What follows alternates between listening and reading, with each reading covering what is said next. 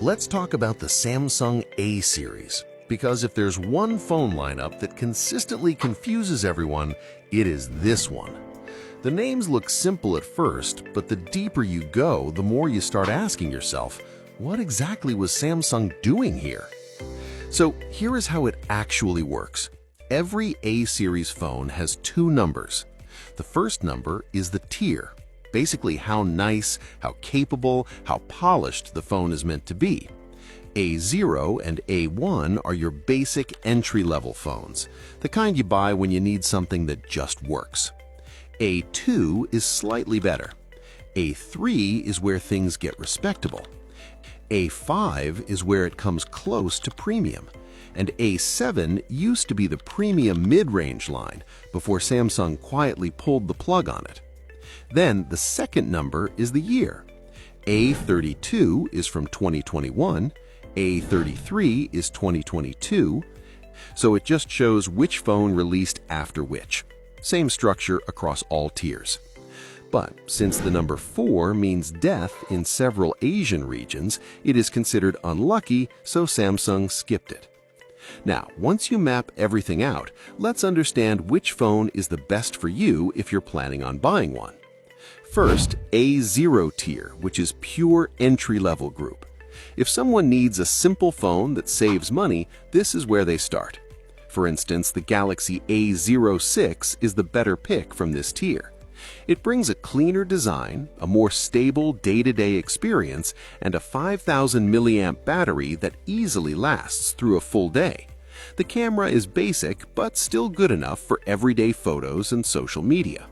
It is not built for heavy apps or multitasking, but for calls, messaging, and simple scrolling, it stays dependable without feeling frustrating.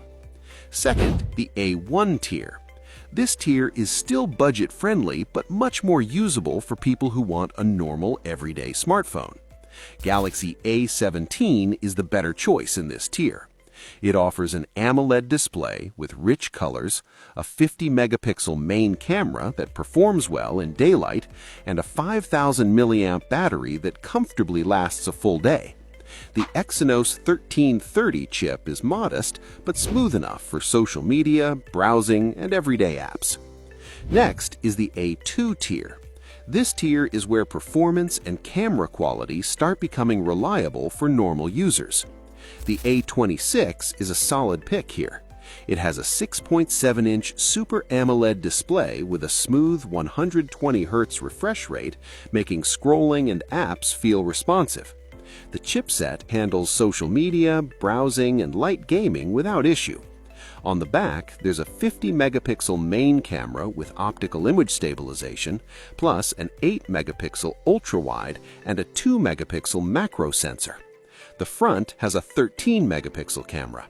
All this is powered by a 5,000 milliamp battery with 25-watt fast charging, so it easily lasts a full day. Now, the A3 tier. This is the core mid-range tier. Phones here balance performance, display quality, battery, and cameras without going premium. The A36 is one of the stronger A3 phones released recently.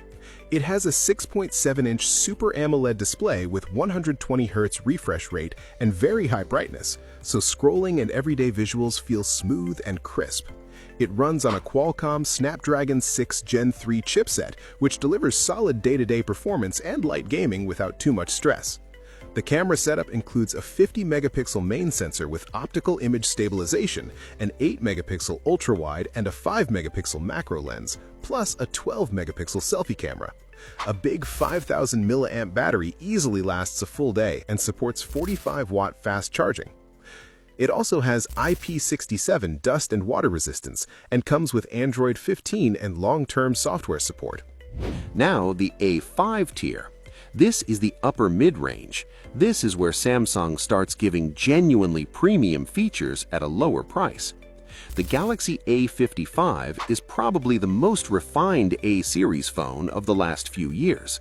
Super AMOLED 120 Hz display, a much stronger chipset, a 50-megapixel main camera with excellent stabilization, improved night performance, and long-lasting battery life. It is the phone that covers almost every normal user's needs without overspending. Also, the Galaxy A52 deserves a special mention. People still talk about it because it aged incredibly well. Smooth performance, great camera for its time, strong battery, and a very consistent experience. Many still use it today. Finally, the A7 tier. This used to be the premium mid-range tier before Samsung discontinued it. This tier was basically the closest you could get to a flagship experience without paying flagship money. The Galaxy A73. This was the peak of the A7 line. A massive battery that comfortably lasts a full day of heavy usage, a premium AMOLED display with great brightness, a 108-megapixel camera, and surprisingly strong performance. It felt like a budget-friendly version of the S-series experience. So, that's the Samsung A-series in a nutshell. Check out my other videos about phones, and don't forget to follow for more videos like this. If you found the video useful, support us by giving it a like.